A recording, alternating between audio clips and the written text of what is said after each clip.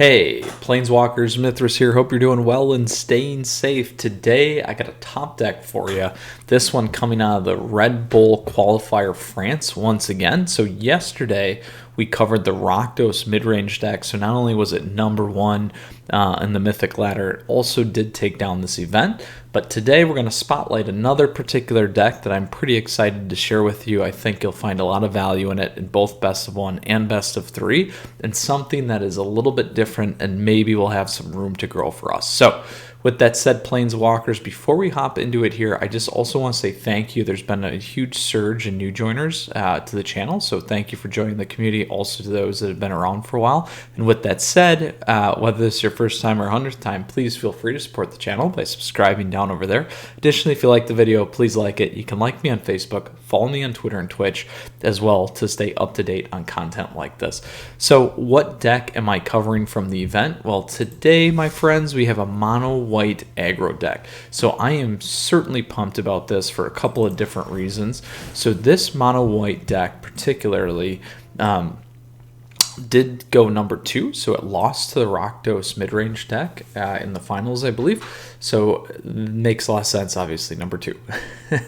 Anyway, now here's what we got going on. I like this particularly. I've also been playing around with a personal deck list for Life Gain. I know a lot of you like my personal brews as well, but figured, well, let's specifically hone in on an aggro one because I know that this has been a big deal for a lot of players. So a couple of callouts after we go through the list here, I just want you to take note of because I think it's fairly interesting as well. But before we do so, for those of you that are new, this is a mono white deck, obviously from a nomenclature. Additionally, it's called an aggro deck because the majority of the cards are really heavy in terms of the front end. We do have a few cards here that we can see towards the higher end of the mana curve that will help us potentially towards late game. But we'll have to go ahead and take a look at those before we fully know and how their mechanics work and all those things. But before we go ahead and take a look at the list, as always, it is down below for you in the description. I also want to make an additional note because I did get a comment earlier. You can absolutely copy and paste that into Arena. I do have plans to update so that you guys can just click for the deck lists in the future as well. So I will be doing that. But with that said, Planeswalkers, let's go ahead and take a look at this deck list. Here we go. And again, these are the cards. We'll come back here in a minute and kind of talk about some of the key considerations. And then additionally, we will hop into the best of 3 sideboard because after we talk about the deck, talk about the sideboard, talk about how to sideboard, we will absolutely go play some competitive Mythic matches for you today. And I'm saying Mythic again, even though knowing that we just had the reset here a couple days ago. All right, so a couple things here. We are running 21 lands. We do have a couple modal lands here, so that's very important things. That puts us at 24. Additionally, you'll see a lot of the 1-drops are still from previous sets, even more so some of the 2-drops, but the big key here is we've picked up Cabria Takedown. So this is a modal land. Additionally, what it does is it deals damage equal to the number of creatures you control to target creature or planeswalker. So this is a nice one of in the deck. Additionally, again, we got Glass Casket to take things out. I've heard a lot of rumblings in terms of Heliod's versus Glass Casket. My preference still is actually Glass Casket because you can remove that creature off the board. So for instance, that doesn't allow them to sack them or target their creature if you do have Heliod's on them. So a couple of things there and notes just to call out because I've seen that debate going on back and forth here a few times. Now here is a huge component of this deck. This card, Luminarch Aspirant, is typically seen or ran in the Selesnya counter shell. Now, I really like this card for a couple of different reasons, particularly in the mono deck here. mono white aggro deck, because everything that we have in here is going to build. I think this is a very important supplement to two things, because we still have access to, I think it's the 3-drop banner, actually 2 of them, so +1/+1 for our creatures. Additionally, the artifact that gives us ramp that many of us used to run in the mono white Loxodon or white Weenies traditional deck. This to me is more powerful because even though we're only gaining 1 each turn, we're getting it a little bit earlier relative to the 3-drop. Additionally, even though it's not across the board with those artifacts or enchantments, we have a walking creature that helps beef our guys up. So I do think this is a very powerful card, and a great addition from Zendikar Rising. Next, Season Hellblade. Many of you have seen this from M21. So Shepherd of the Flock. I do want to take a moment here because 2 things. One, I thought this deck was, or this card particular, was going to be played more in some of the earlier Throne of Eldraine things and in the competitive scene. Unfortunately, I was a miss, but I do think it's more powerful than a lot of people think, particularly with Usher to Safety there. The ability to return target permanent, so not just creature, permanent, back to our hand is very big on the 1-drop. So you can protect against a ton of things with that. And again, speaking out loud here, I think it was heavily underplayed, but obviously didn't necessarily fit into the meta that we were running the last several months. So glad to see Shepherd of the Flock here. Next, we have Archon of Emeria. So this card is very important. In terms of our deck, we're not necessarily going to be casting a ton of spells. So with that said, and I'm saying not a ton in terms of doubling up, this creature shuts down doubling up in spells, so each player can't cast more than 1 spell each turn, and non-basic lands our opponents control enter the battlefield tapped. So this is pretty powerful.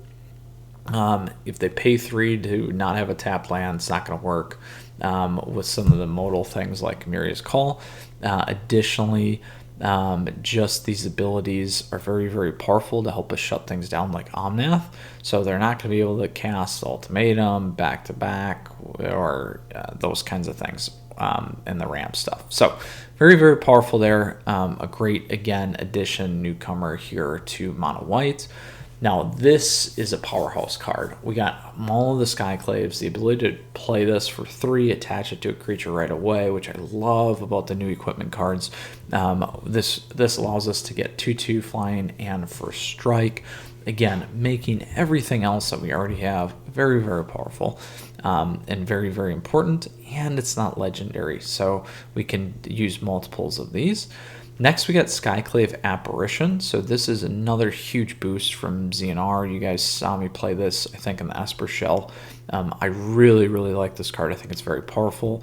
We get things off the board. That means that they're not going to graveyard. They're going to exile. They're not coming back.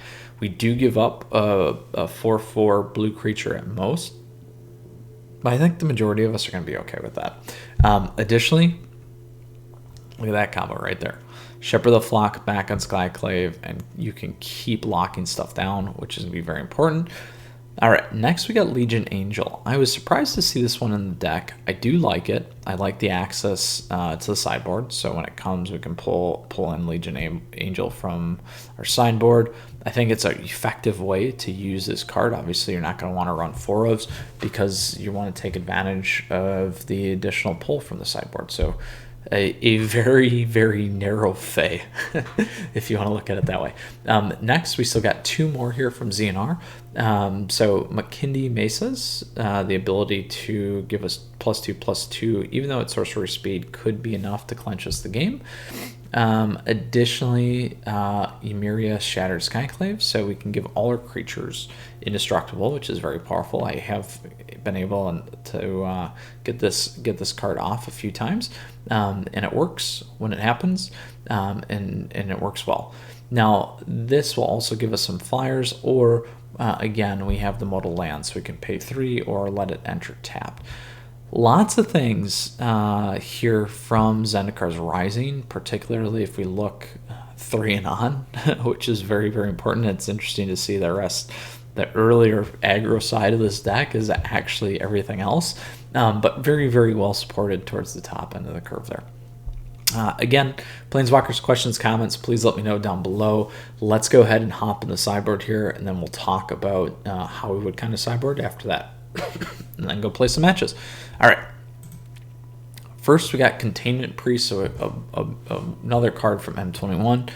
Flash, if a non-token creature would enter the battlefield and it wasn't cast, exile it instead. So this can help you against things like Scute, for instance, and additionally anything that's going to be token generating. This could be Annex, for instance. Those kinds of things as well. So I really, really like this card. It's a good sideboard option. Lots of things that you can use it against as well. Additionally, when you do target kind of the green decks, they make the tokens as well with the Shambler. You could use this guy to not do that. So you got to be careful in the value, but obviously you do have some side options. Additionally, if you were to bump your Skyclave, you could pop this guy in and they could knock it the 4/4 as well. Next, we got another Glass Casket. So where am I going to play this? I'm going to play this against other aggro decks, creature-based decks. Absolutely. So mono green, mono red, mirror match, mono white. I'd play this against all the dimir decks. I would not play this against the Rakdos mid-range deck that we just did. So things to keep in mind there. You could, but I don't think I would play this. I would maybe go heavier on my units here. Next, we have Revoke Existence, a sorcery, exile artifact or enchantment. So I think many of you know where this is going to go. First, I like this because we have enchantments here, so we can get rid of things like the Doom Foretold decks, the Esper, Orzhov, those ones, and then also any of the Azorius decks that we still may run into. And then additionally, artifacts. So it's good in the mirror. It's also good against everyone's favorite, 4-color Omnath, or 4-color Omnath Adventures, whatever you want to call it, kind of a thing. Next, we got Archon of Emeria. So again, this is perfect against things like rogue decks where they might be multiple casting. This is perfect against mill decks. This is perfect against ramp decks. This does a lot of wonderful things. Burn decks, lots of stuff here. So anything that you know that's going to be playing 2 of, potentially per turn, or even on the counter magic side, you're probably going to want to play this. So here is an awesome card. I think this one was also undervalued, particularly from M21. When I was looking to build kind of my brew here, I definitely spent time on this one. So Idol of Endurance. So first off, when this enters the battlefield, we get to exile all creature cards with converted mana cost 3 or less from our graveyard until Endurance leaves the battlefield. So this is very important. If you look, we got a lot of things here, 3 or less. We can tap it, pay 2, and then until end of turn, we may cast a creature spell from among those cards with Idol of Endurance without paying for its mana cost. So this is a great way to play against mill. You get a lot of value back really fast with this guy, and the ability to kind of cast those additional creatures each turn, not from hand, is going to be very powerful. I would play this there. It's also a good one against a lot of removal decks. So is it spells? Those kinds of things, are burn, even potentially mono red aggro. You could throw that in there. Next, we got Lava Brink Venturer. So you guys have seen me play this. We did have this recently in another shell. I'm trying to remember which one. But with that said, I would play this against any, it's great protection on the boards against things like a Rakdos midrange, because most of the lethal is going to be an even spell. Yes, there is the 1-drop at sorcery speed that could hit this, but a lot of things this will evade with that. So those are some things that you can keep in mind as well. Additionally, you may want to play this against a thing like an Omnath deck, because the ability just to block and hold something up is going to be really helpful. But again, I think you want to go under those as fast as you can. So Planeswalkers, that is a few places there. Next, we got Legion Angel. Personally, I don't think I would necessarily board these in, because we do have 2 there and access to it. So they're really, for me, it's really considered kind of that sideboard mini Fey option, narrow Fey option that we discussed. Last, we have Baneslayer Angel. So I think as matches move more towards late game, you're probably going to want Baneslayer Angel in. I think this is a good option. I would almost potentially flip these in for Legion Angel, but obviously, if we're going to run into an Omnath deck, you're probably also going to want to have options to go over the top. So not only does Maul of the Skyclaves give us that, we get a lot of binding here with Skyclave Apparition, but you could play this, you could play Baneslayer in a few different places. This would work well against the mid-range decks as well, Rakdos in particular. Even though we have can take direct kill here, the ability to have flying first strike and lifelink is going to help us against our flying vampire Nighthawk guy and a few other things. This is also just a great card against things like Terror of the Peaks, and will hold up well against a lot of different unique situations. Additionally, this is our access to life gain, so when we do run into problems on that side, you may want to have Baneslayer in there as well. Whew. Big breath, Planeswalkers. Walk through a ton here. Quickly, I'm just going to talk through the sideboarding options because I think that will be important. Again, kind of going with that mill theme, or let's go with some of the more late game type stuff. I would look to kind of sideboard some of these guys in, Idol of Endurance, Baneslayer, and what would I look to remove? Most likely Glass Casket, to be honest. If they're not running creature heavy stuff, I would maybe go there. I would also maybe pull out Venerable Knights. It's not going to have the best synergy here, so that's something that I would consider as well. So those gives you access to 7 cards. You should be able to kind of flip around a lot there. But again, on the aggro stuff, you're going to want to go the other way and keep those in mind. So if you do run into enchantment type decks, if you run into Omnath decks that are running the Clover, absolutely put some of these in. So that's kind of how I would do that. I think keeping Selfless Savior is going to be a good game changer. I think Giant Killer is great because you can destroy target creature with power 4 or greater at instant speed. You can also tap down. So that's an area I'd look to cut. That one's good. I would maybe also go with Makindi Stampede here as a modal land, as well as something else that I may move. I like keeping this in longer term, even though it is more costly. That's still a good option for us. And I think that gives you some good options. So we talked through a couple of those things. Again, controller, you're going to want to try and go under. And you may want to use Idol of Endurance as well there too, or Lava Brink in terms of sustainability, kind of like our Seasoned Hellblade or Selfless Savior, just kind of indestructible there to some extent. Oof. All right, Planeswalkers, here we go. Let's go hop into it. We're going to play best of 1, then some best of 3 matches. Currently Platinum 3, I think. I did hit up to 2 earlier. Unfortunately, karma was not working in my favor, but that is how we do.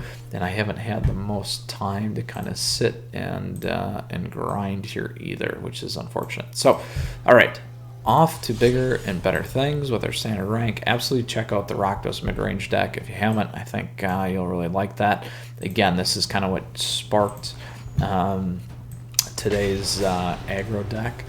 Quickly here, as always, again, just want to say thank you. I appreciate your support. Please feel free to subscribe to the channel down over there. Additionally, if you like the video, please like it. You can like me on Facebook, follow me on Twitter and Twitch as well to stay up to date on content like this. All right, so first off, we have our best of 1 match. I didn't have my volume on, so hopefully we're good. I like this first off because a few things. We got a turn 1, a turn 2, and turn 3. So we're going to curve really nice, and we're first.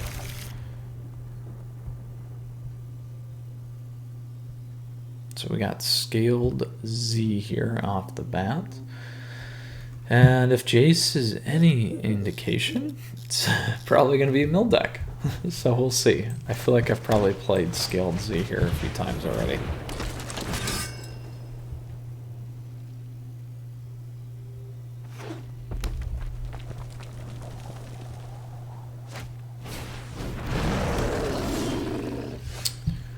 So the question is,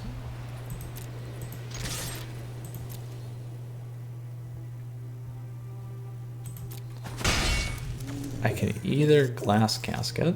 I'm gonna use my hollow blade though. First.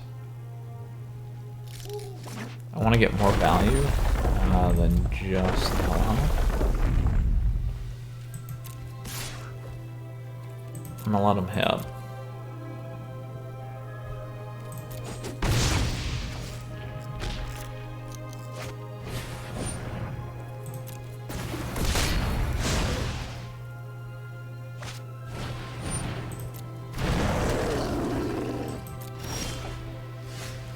Ooh, so we doubled up.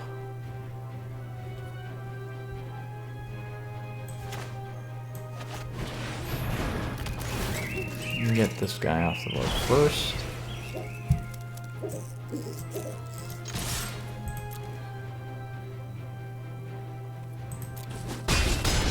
So I'm hanging on to this for a couple of reasons. Because if I do hit a land, I can play glass and could be right here. And we're still ahead on damage at the moment.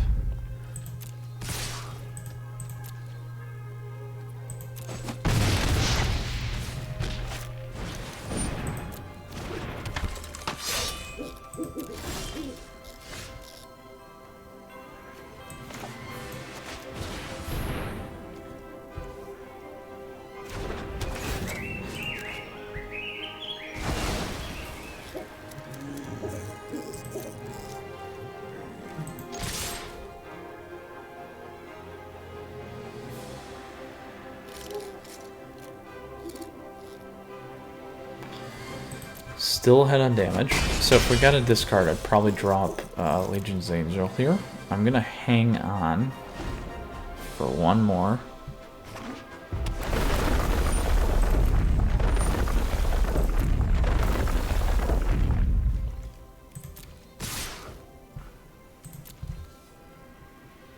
So cleave, no cleave.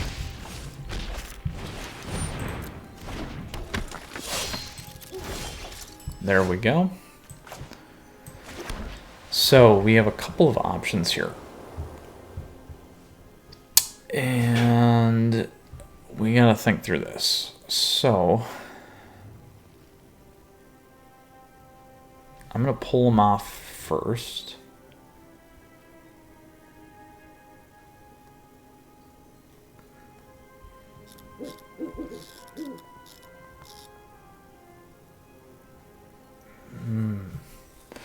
I gotta think. We can pull them off.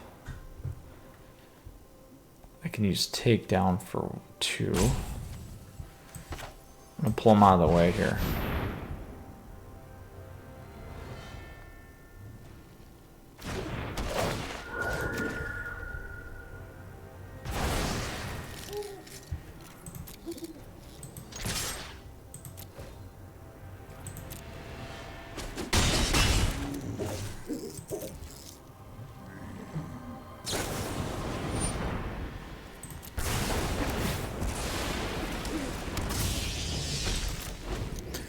So we'll see.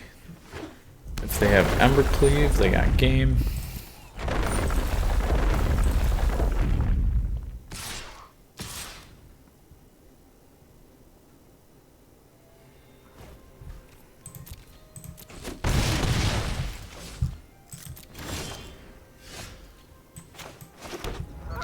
So we're gonna go takedown. So this is damage equal to the number of creatures you control. There we go. Boom.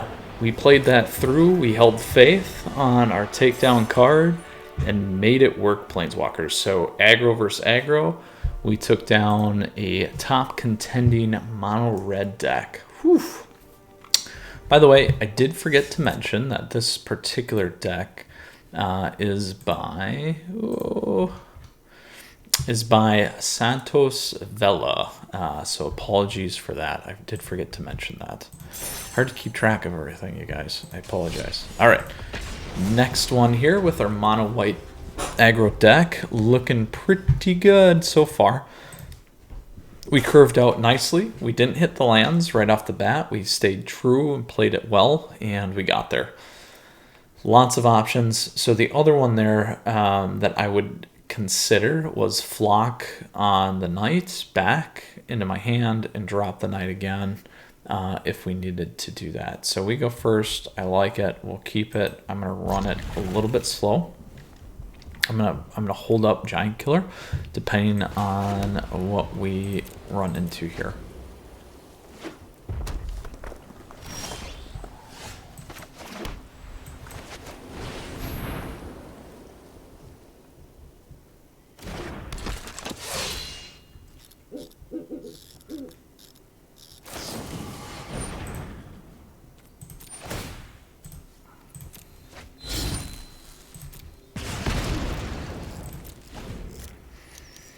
Good news is we got a lot of lands that I don't need right now. And we'll keep them on the board.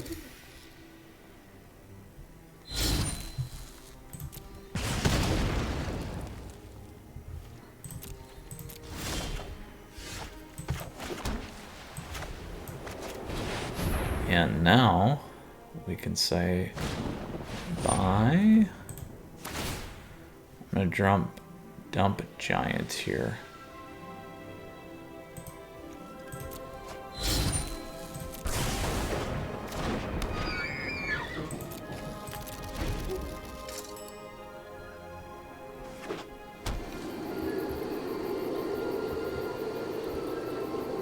That is a ton of burn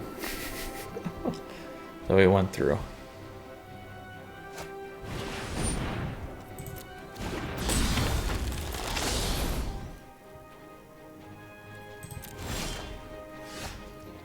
Oh, there we go.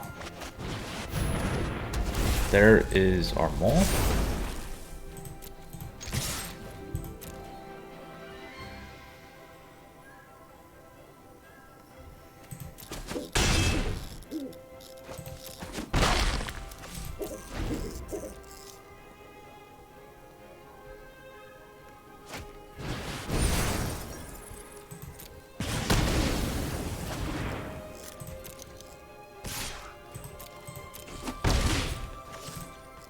Ooh, my turn.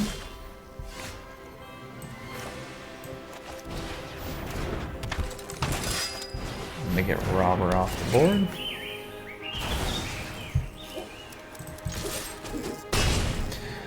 Which might not have been the best move, because if they do hit Hallowed Blade, they'll take them off. Yeah, that was a mistake.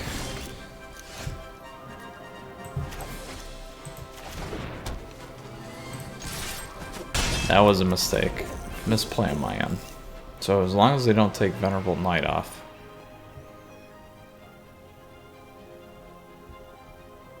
Particularly because we're playing a burn deck too.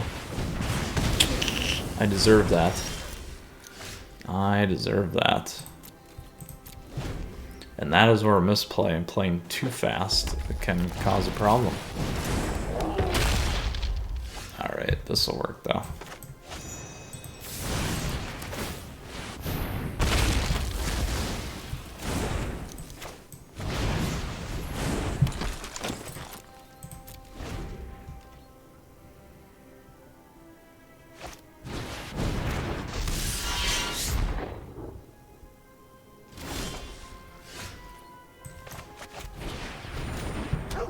Alright, we're good.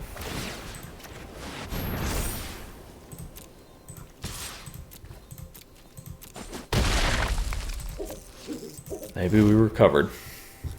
We'll see. If we need a double burn, even if he hits in with Ember Cleave, we're fine. Not enough damage. Cross our fingers. I think we're good, my friends. Got too aggressive. Too aggressive. We would have ended this game a turn early. Maybe two.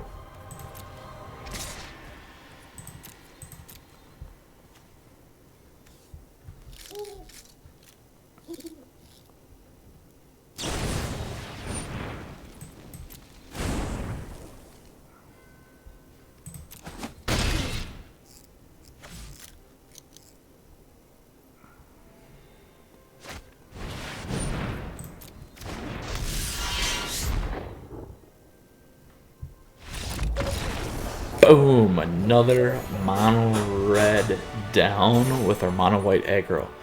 Worked out really well. All right, Planeswalkers, on to our third and final match here. We're going to go play a best of 3. Nice clean sweep in the best of 1 today. So loving this deck. Traditional, standard, ranked. There we go. Again, the Rakdos mid-range deck, so make sure you guys go check that out. And we're off to the races right away. Now quickly, before I play I Behave, or Beeve, whatever you want to call it, I just want to say thank you. As always, please feel free to subscribe to the channel down over there. Additionally, if you like the video, please like it. You can also like me on Facebook, follow me on Twitter and Twitch to stay up to date on content like this. All right, our opponent goes first. We got a low end of the curve. I'm going to try it because we do have this. And anything that we draw, we should be able to play.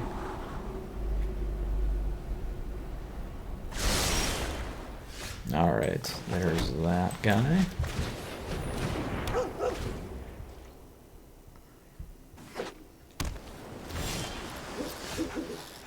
So my guess is we're going to face a rogue deck here. So I'm not going to attack in.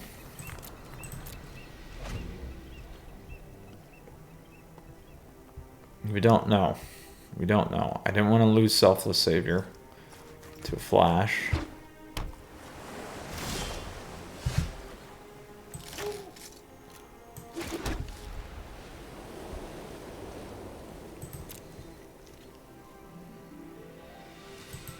We'll see if we get baited. Ooh. So we were actually okay.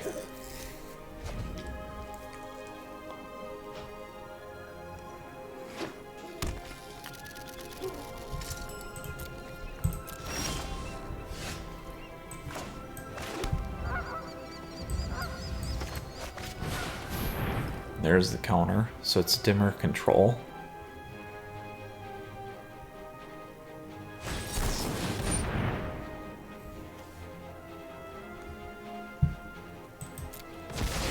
So what I'm actually going to do here is we're going to play him.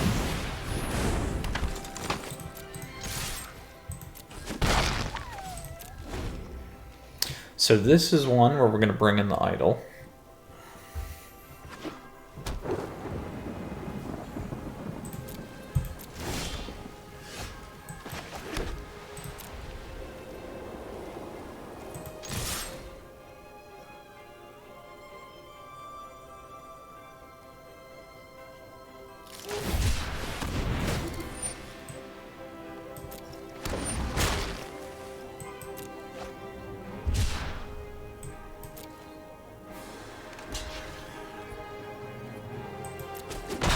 So I could have used this, but I didn't want to because I want to get this guy on the board.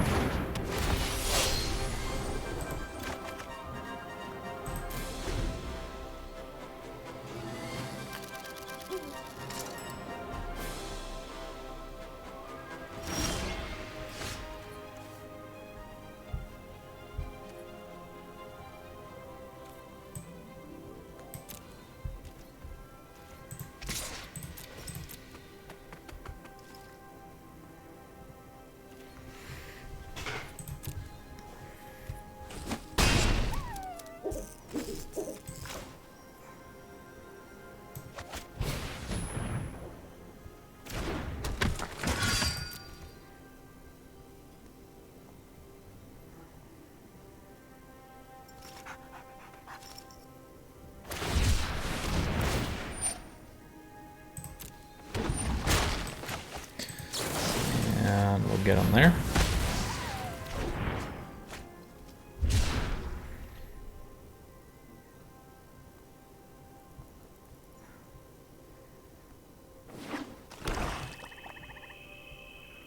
Ooh, I like it.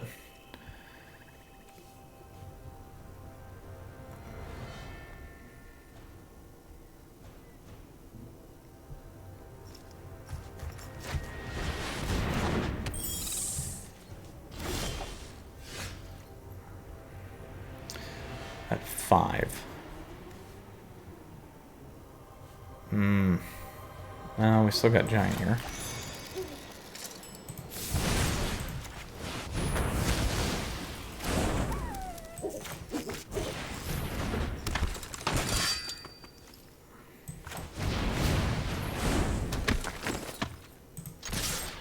I'll swing in with the team.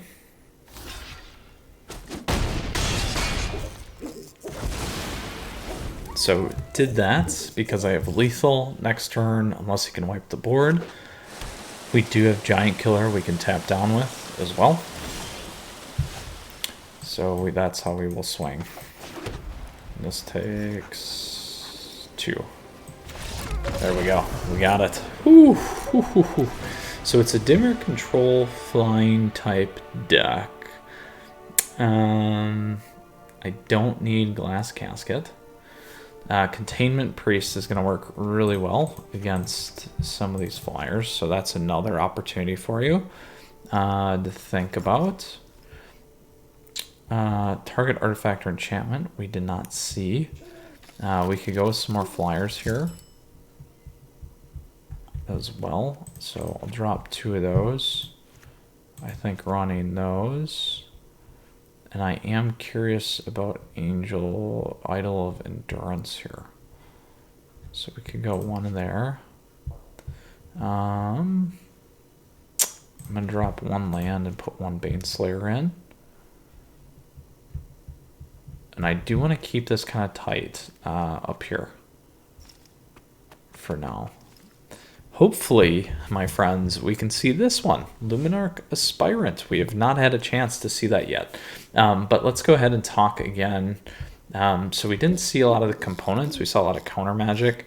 So we need to go under. If we can go under, we'll be good. I'm just debating actually about dropping 1 of those. I might keep 3 ofs there. We had a lot of good things we could use. I do want to keep it down there. I think this is good. We'll go with this, because I think pulling things back there is going to be helpful. All right. IBHV.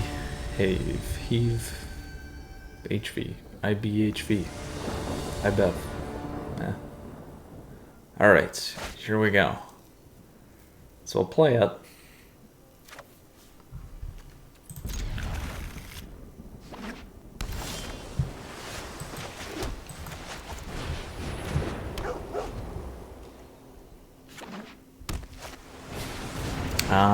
Maze Mind. Oh. So, now that we know they're playing Maze Mind, we're going to want absolutely to put in there destroy target artifact. And you still get way too much value out of that.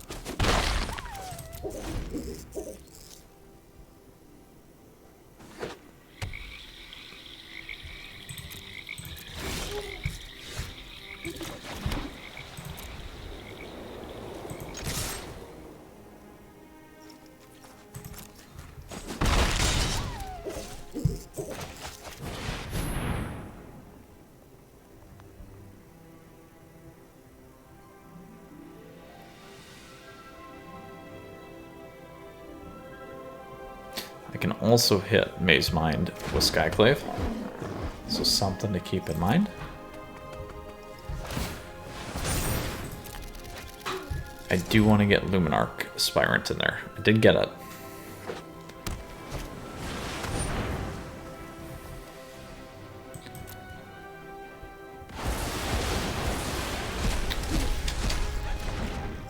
Nice play on the board.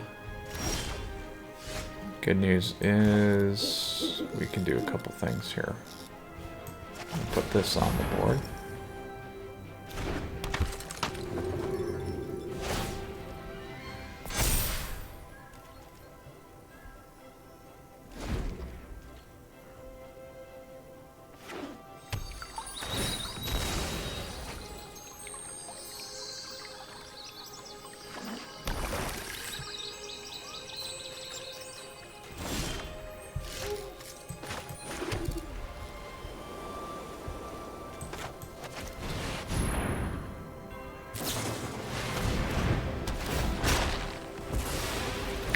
Dimir Sharks deck.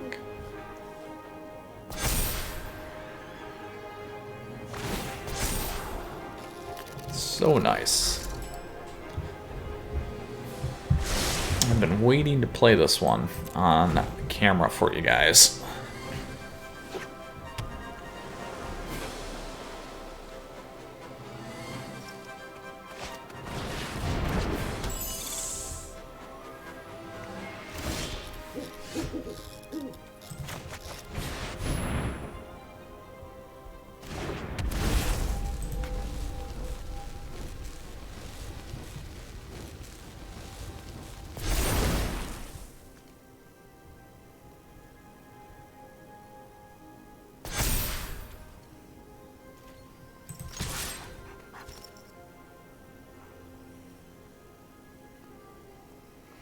So I know they could hit in with 10.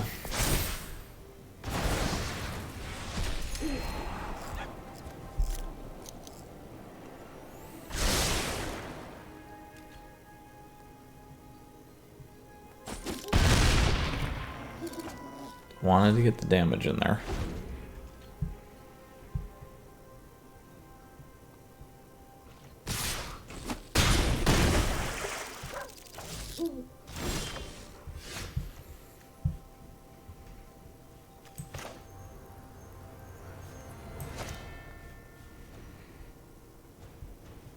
This is a 2, we need a 3.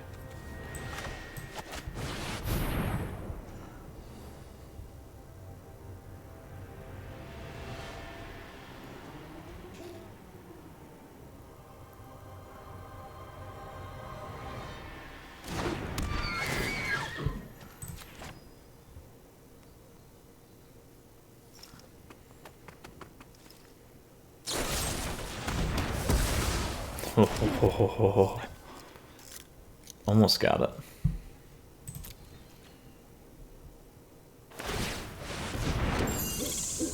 See, that's why you need to remove that card off the board right away.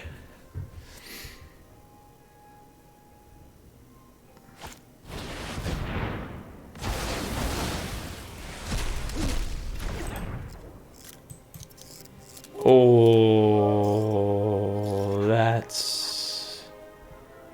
that's unfortunate.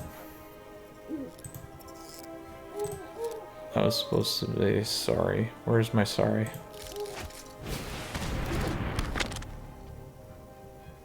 Oh, I do feel bad. But I'll take the win. Alright, so here's what we're going to do here. We are getting Maze Mind off the board.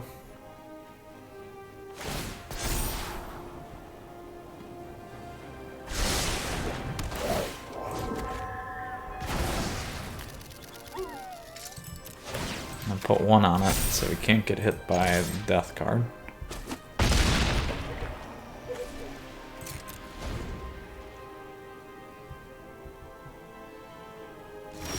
Oh.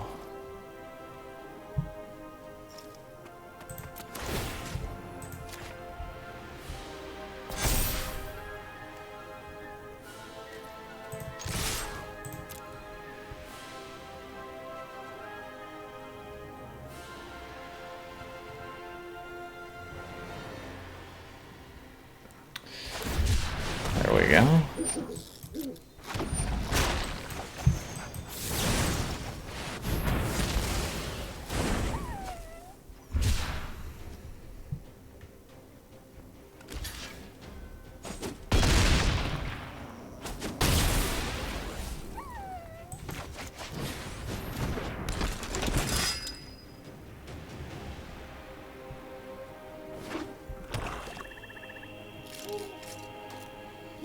So exile, we got a lot of stuff we can keep here on the board.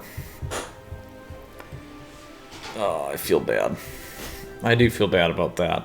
That's been a first, I think, where we've seen a pretty bad misplaying competitive like that. Probably accidentally, you know, clicked kind of a thing.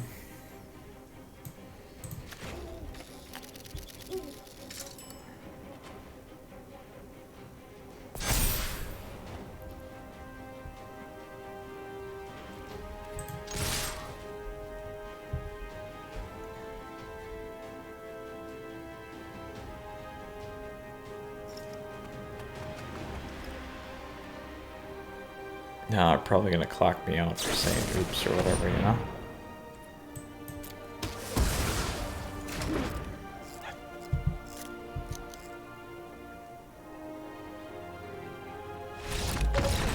Oh, I feel bad. I should probably quit saying that. But hey, Planeswalkers, that's magic for you. We're moving back up to that tier 2 spot that I was in. How it goes. And back-to-back days. 3-0 is... That's been a while. Actually, it could be first too, actually. So, pretty exciting there, Planeswalkers. Let's see what we got here. Big money. All right. One of the mage. I need that one so I can do the Grixis control deck for you. But anyway, Planeswalkers, let's go ahead. Mono white deck. Lived through the test today. Absolutely a great aggro deck, powerhouse deck. Deserved that number 2 spot in the RedBull Untapped France qualifier. So pretty awesome.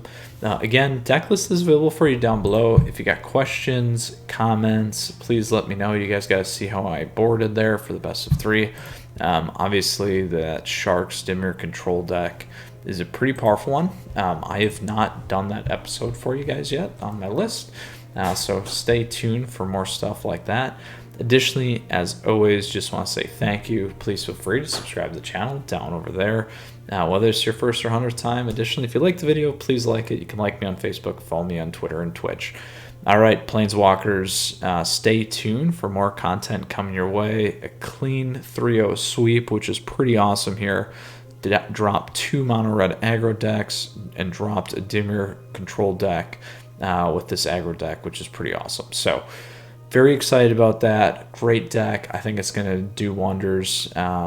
Potentially have a pretty decent impact, I think, on meta too, potentially. So who knows? Lots of things going on here these days, and stay tuned, stay safe.